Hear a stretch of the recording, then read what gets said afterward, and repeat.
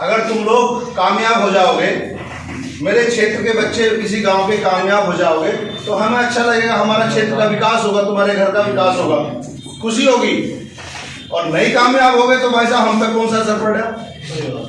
हमारा उद्देश्य यहाँ है आपको गाइडेंस देना। मार साहब ने आपको गलत बता दिया। अभी जलालपुर खुद से एक भाई बहन आए, वहां से आए, क्या बोलते हैं, रहरा से आ गए सभी लोग, जिसको जरूरत होती है खुद आता। आपको ज्ञान लेना है तो आप मार साहब के पास आ रहे हो, जरूरत है तभी तो आ रहे हो। अगर तुम फुलफिल हो क्यों आओगे, पैसे भी दे रहे हो। बुलेट से पटाखे कौन कौन फोड़ता है, मैं देखता हूं। 2 लाख की बुलेट, 2-2.5 लाख की बुलेट, नहर में आगे पैसे, नहर के पैसे आगे जमीन चलेगी, नहर में सड़कों में। अरे हम आप पढ़ने आते हैं पटाखे फोड़ते हैं, बहुत गलत बात है। पीछे से लोग क्या क्या शब्द बोलते आप सोच नहीं सकते। ये वैसे टॉपिक नहीं था, लेकिन मेरा उद्देश्य है कि हमारी जो नई पीढ़ी है, जिसमें देश का भविष्य है, उसको हम सही सलाह दें। आपका इस टाइम यंग ब्लड है, बहुत गर्म खून है, वो किसी की बात सुनता ही नहीं। गलत कर रहा हूं? कैमरामैन से कहूंगा मेरे भी फोकस, इनका भी चेहरा दिखा चलो। तो मेरा आने का उद्देश्य ये था कि आप किसी भी कंपटीशन की तैयारी करते हो। अब पुलिस की भर्ती निकली है कितनी, 62,000। कचरा कर दिया यार। कितने, एक बताओ कितनी, 62,000 निकली, कुछ PSC की है। और जब तुम्हारा मेडिकल होगा, वहां पे 70% बच्चे मेडिकल तक पहुंचते पहुंचते निकल जाएंगे, 30% बच्चे मेडिकल में बचेंगे। बात समझ में आई? वो क्यों निकल जाते हैं? क्योंकि तेरा नाम क्या सोहित, तेरा नाम क्या रोहित, सोहित की हाइट है 162, फार्म भर दिया पुलिस का। अब जब भाई तेरी हाइट ही 162 है, उसकी शर्त है कि 168 हाइट चाहिए, तो तू फार्म क्यों भर रहा? घर वालों को दिखाने के लिए साहब मैंने यूपी पुलिस का फार्म भर दिया। भाई पहले तुम शर्त पूरी करो, 12वीं पास हो, ठीक है, एक शर्त पूरी हो गई। जब तुम्हारी लंबाई नहीं है तो फार्म किस लिए भर रहे हो? पैसा खर्च होगा, एग्जाम देने जाओगे, रिटिन देने जाओगे, फिर तुम्हारा रिटिन के बाद इसका शायद मेजरमेंट होता है, लंबाई कम लगती है पेपर होने के बाद। बोला यार चलो मेरठ घूम आएंगे। और भाई आप पहले अपना लक्ष्य निर्धारित करो, पहले शर्त पूरी करो। मेरी लंबाई 168 सेंटीमीटर होनी चाहिए, जो आपकी छाती मांगी है वो उसकी शर्तें पूरी होनी चाहिए, मेडिकल फिट होना चाहिए, किसी से अपना चेक करा लो। अब आधा तुम तो फार्म भरोगे तो 70% आउट हो जाओगे। बात समझ में? तो मेरा कहने का मतलब ये था, पहले अपने आप को चेक कर लो। बहुत सारे बच्चे क्या करते हैं, वो फीता, दर्जी वाला फीते से नाप देते हैं। अबे भाई दर्जी वाले फीते से कोई लंबाई नपती है क्या? उसके एक स्टैंड आते हैं जो फैक्ट्रियां बनाती हैं, जिसकी प्रॉपर नाप होती है। भर्ती के टाइम तो लोहे का होता, कई जगह वो बांध देते हैं बीम, लेकिन जब मेडिकल आपका होगा, वो उस टाइम फाइनल आपकी लंबाई मेडिकल हिस्ट्री शीट में भरी जाती है। वो लोहे का बिल्कुल स्टैंड होता है, जिससे बिल्कुल सही लंबाई नपती है। मेरे घर आते हैं, सर आपने तो मेरी हाइट कम बता दी, 67 बता दी, मेरी तो 169 दी। अच्छा भाई कहाँ से नापी थी? बोला चाची सिलाई करती है, उसके फीते से नापी थी। अरे भाई वो ठीक तरह नहीं लगता, उसका प्रॉपर नहीं होता। हमारा कहने का उद्देश्य ये है। अब मुझे कोई जानता भी नहीं, कितने लोग जानते हैं? हाथ उठाओ। अच्छा चलो बड़ी खुशी की बात है, इसे मतलब बच्चे नहीं जानते, चलो बड़ी खुशी की बात है। नहीं जानते तो जान लो। इस दुनिया में कुछ ऐसा करके जाओ कि लोग आपको आपके जाने के बाद भी याद करें, अच्छी सलाह देके जाओ। हमें कुछ लेना नहीं है आपसे, हम अपनी जो ऊपर वाला हमें दे रहा है उससे ही खुश है। और अच्छी बात बन के जाओ। तुम्हारा साथी कोई गलत काम करता है तो उसको रोको या उससे दूर हो जाओ। आप ध्यान रखना, आपकी सोसाइटी आपका भविष्य निर्धारित करती है। रोक के बना लेना मास्टर साहब, एक बार रोक दो फिर बना दो। आपके सामने बोल रहा हूँ 70 बच्चे हैं, तो बात मेरी कहां तक जा रही है? 70 बच्चों तक। वीडियो से कहां तक पहुंचेगी? जितने लोग देखेंगे। तो अच्छी बात दूर तक जानी चाहिए ना। मैं कोई माइकल जैक्सन की तरह डांस तो कर नहीं रहा कि डांस सिखा रहा हूं, अच्छी बात सिखा रहा हूं। आपकी सोसाइटी, आपकी संगत आपका भविष्य निर्धारित करती है। आप 3 महीने किसी शराबी के पास बैठ जाओ, वो आपको शराबी बना देगा। आप 3 महीने किसी कामयाब बच्चे के पास बैठ जाओ, पढ़ाकू बच्चे के पास बैठ जाओ, आपको प्रेरणा मिलेगी पढ़ने की। आप 3 महीने किसी तंबाकू रगड़ने की, मतलब जैसी सोसाइटी है ऐसा ही आपका नेचर हो जाएगा। बिजनेसमैन के पास बन जाओ, नेताजी के पास रह जाओ 3 महीने, वो नेतागिरी सिखा देंगे आपको। और मीडिया वाले के पास रह जाओ और किसी हमारे जैसे व्यक्ति के पास रह जाओ, तो हम घमंड की बात तो नहीं कहते, आपको ईमानदारी, सच्चाई और निडरता, बोलने का तरीका, बहुत सारी चीजें अच्छी, कुछ तो ग्रहण करोगे। माँ बाप के गुण बच्चों में किस लिए आते हैं? तो डीएनए होता है कि वो उनकी संतान है। बाकी जो माँ बाप करते हैं वैसा ही तो बच्चा करता है। किसान का बच्चा किसानी करना सीख जाता है बाप को देखते हुए। तो सोसाइटी बहुत जरूरी है, अपनी सोसाइटी का स्पेशल ध्यान रखो, अच्छे लोगों के साथ रहो, नशा मत करो, तेज ड्राइविंग मत करो। मैं हर बार कहता हूँ, हर बार मेरी यही प्रेरणा होती है जब भी मैं बच्चों के पास कह जाता हूँ कि आप अपने परिवार के लिए बहुत कीमती हैं। मेरे परिवार की कीमत, मेरी कीमत मेरा परिवार जानता है, आपसे तो कोई फर्क नहीं पड़ता। आपकी कीमत आपके माँ बाप जानते हैं। अगर आप नहीं होगे तो उनको बहुत दुख होगा। तो अपने परिवार का, अपने माँ बाप का ध्यान रखो, अपने आप को बचा कर रखो। सड़कों पे इस वक्त बेवकूफ और राक्षस टाइप के लोग घूम रहे हैं। आए दिन कितने युवा सड़क दुर्घटनाओं में अपनी जान गंवा देते हैं, एक्सीडेंट में। आप सब लोग मोटरसाइकिल से आए होंगे, कितने लोग हैं? छोटी फीस लेते हैं। और अगर कोई बच्चा कहता है कि सर मैं फीस देने लायक नहीं हूं, तो हम उसको फ्री ऑफ कॉस्ट करेंगे।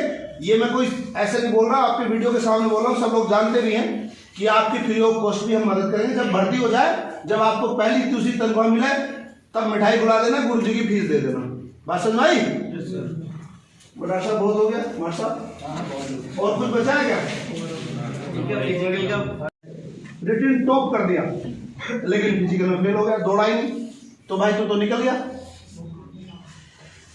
बच्चा फिजिकल भी बढ़िया है, रेस बढ़िया, जंप भी कर दिया, रिटन में टॉप नंबर है, मेडिकल में उसकी आंखें कमजोर है, आंख से नहीं दिखता।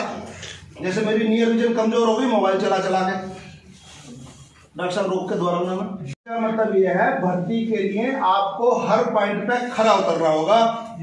अगर आप रीडिंग में अच्छे हैं तो आपको फिजिकल भी पास होना होगा अच्छे नंबर से। फिजिकल में अच्छे हैं तो मेडिकल में भी आपको फिट होना पड़ेगा। आंखें कमजोर वालों को पुलिस में नहीं लिया जाता। नोकनी है, घुटने मिल रहे हैं, पट पाँव है, फ्लैट फुट है, वेरिकोज वेन है। फोर्सों में तो जो पैरामिलिट्री और आर्म फोर्सेस उसमें बाजू टेढ़ी होती है, जिसको कैरिंग एंगल बोलते हैं, उसको भी नहीं लिया जाता। तो मेरा कहने का उद्देश्य ये है, केवल रिटिन में टेस्ट होने से ही, रिटिन में टॉप होने से ही आप भर्ती नहीं हो सकते। आपको बढ़िया फिजिकल होना चाहिए, मेडिकल फिट होना चाहिए। तो ये 3 पॉइंट तो बहुत जरूरी है। अच्छे नंबरों से पास हो, बढ़िया फिजिकल करो, टॉप दौड़ होनी चाहिए आपकी, या पास होने लायक तो होनी चाहिए कि मेरिट में आ जाओ। और मेडिकल में आपको बिल्कुल फिट होना चाहिए। जिसका मेडिकल अनफिट है, मतलब कोई कमी है, उसको भी वर्दी में नहीं लिया जाता, वर्दी वाले फोर्सेज में। मैं केवल यूपी पुलिस की बात नहीं कर रहा, सभी की बात मैं कर रहा हूं। तो मेडिकल के पॉइंट क्या होते हैं मैं बताता हूं। सबसे पहले आदमी ऊपर से देखते हैं आदमी का ओवरऑल कैसा है, फेस भी ठीक है, किसी का फेस टेढ़ा उड़ा होता है ना ऐसे ऐसे करके, तो उसको भी नहीं लिया जाता, देख लेते हैं। नाक ठीक होनी चाहिए, नाक में मांस बढ़ जाता है, जिसको सांस नहीं आती, कई बार जुकाम रहता है, तो वो नाक में भी हड्डी बढ़ी हुई नहीं होनी चाहिए। कान में पर्दे साफ होने चाहिए, कई कमियां होती कान में, कान साफ होने चाहिए, गंदगी नहीं होनी चाहिए, दांत भी ठीक होने चाहिए, गर्दन भी बिल्कुल ठीक होनी चाहिए। ऐसे को नहीं ले आता, तो नहीं लगा ऐसे वालों को। गर्दन ठीक होने चाहिए, शोल्डर वगैरह, बाजू टेढ़ी ना हो ज्यादा, वैसे यूपी पुलिस में बाजू पे इतना ध्यान नहीं है। चेस्ट का आपका फुलाव ठीक होना चाहिए। उसके बाद लेग्स पे आ गए, नोकनी, घुटने मिलते हैं बहुत लोगों के, किसी को वेरिकोज वेन होता है, नशे का गुच्छा बन जाता है, ब्लड सर्कुलेशन नहीं होता, फ्लैट फुट, और हीमोग्लोबिन भी टेस्ट होता है, ईसीजी भी होती है। तो ये मोटे मोटे मैंने पॉइंट आपको बताए हैं। कमियां तो और भी बहुत होती हैं, आदमी में देख लेता है, जो किसी की हड्डी टेढ़ी होती है, उंगली टेढ़ी हो गई, उंगली साफ होना चाहिए। और आप लोग एक बड़ी गलती करते हो, फैशन में माइकल जैक्सन पीछे छोड़ रखा है, टैटू क्यों गुदवाते हो भाई? चलो यूपी पुलिस में तो टैटू चल जाता है, लेकिन बहुत सारे बच्चे दिल्ली से निकल के आ गए पैरामिलिट्री, आर्मी, अग्निवीर, एयरफोर्स में। टैटू की क्या जरूरत है? टैटू गुदवाते हैं, फिर उसको हटवाते हैं, केमिकल डालते हैं। कोई भी टैटू ना गुदवाए, समझ आई? मदद करोगे इनकी, मदद इनकी तब होगी जब आप लोग कामयाब होगे, इनको खुशी होगी।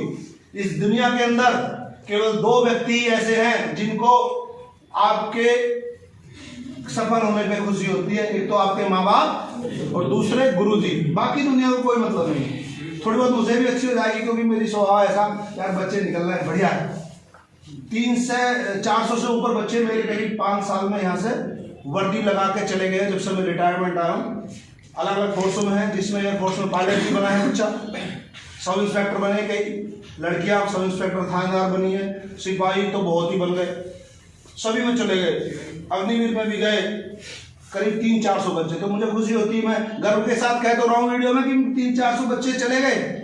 याद करेंगे यार वो तिरंगे कैब वाला, उसने हमारी सलाह दी थी और मैं कामयाब हो गया। हम आपको सलाह दे सकते हैं, मदद नहीं कर सकते। हम आपको रास्ता बता सकते हैं, इस सीढ़ी से चढ़ो, बाकी मेहनत आपको करनी है। बात समझ आई? मेहनत आपको करनी है। और अपने माँ बाप, जो आपके माँ बाप इस टाइम खेत में होंगे, इस वक्त गन्ने का सीजन है। आज 29 दिसंबर है, 29 दिसंबर है, कड़ाके की सर्दी पड़ रही है, बाहर कोहरा है, और इस टाइम भी किसान, ये सब किसानों के बच्चे, किसी के बाप की फैक्ट्री नहीं होगी। अब आपके माँ बाप इस टाइम गन्ने छोड़ रहे हैं और खेत में जाके वो पुलिया भरेंगे, फिर गन्ना तोड़ के आएंगे। अपने माँ बाप की मेहनत जो कर रहे हैं उनको सार्थक करो और ईमानदारी से मेहनत करके कुछ बन के दिखाओ। जय जवान जय किसान। युवा शक्ति, आप युवा शक्ति हो, ठीक है। हम अपने कोचिंग भाई जब तुम बाइक से आते हो तो हेलमेट भी लाया करो ना। हेलमेट आपकी सर की सुरक्षा करता है, आपके जीवन की सुरक्षा करता है। भाई हेलमेट आप नहीं लगाओगे तो मेरे पे तो कोई फर्क पड़ने वाला नहीं है, चोट लगेगी आपको। कई बार हेलमेट हमारी जान बचाता है। तो आप देश के युवा कर्णधार हो, कोचिंग सेंटर में भी आ रहे हो तो हेलमेट लगा के जरूर आओ, अपने आप को बचाओ, तेज ड्राइविंग मत करो। बात समझ में आई? सब हेलमेट लेके आओगे सभी? हेलमेट खरीदोगे? यातायात नियमों का तेज बोलो। चलो ये एक टॉपिक नहीं था, आपके भविष्य का टॉपिक था। भाई आप भविष्य तो तभी बनाओगे जब आप सुरक्षित रहोगे। पुलिस में भर्ती कैसे हो जाओगे टांग टूट गई तो? बताओ भाई। आप कोहरे में सुबह सुबह घर से निकले हो, कहीं चोट लग गई, सिर फूट गया, कुछ गलत हो गया तो भर्ती कहाँ होगे? पहले तो अपने आप को बचाना है, अपने आप को स्वस्थ रखना है। तुम्हारी बांह टूट गई तो कैसे भर्ती होगे? तो पहले अपने आप को बचा के रखो। इस वक्त सड़क दुर्घटनाओं में बहुत सारे युवा जान गंवा रहे हैं, और मेहनत से, ईमानदारी से पढ़ाई करो। और एक शब्द बहुत खराब है, सर कोई जुगाड़ है क्या? जुगाड़ कुछ नहीं होता। सबसे बड़ा जुगाड़ होता है आदमी की मेहनत और समर्पण। जो मेहनत करेगा वो सबसे बड़ा जुगाड़ है।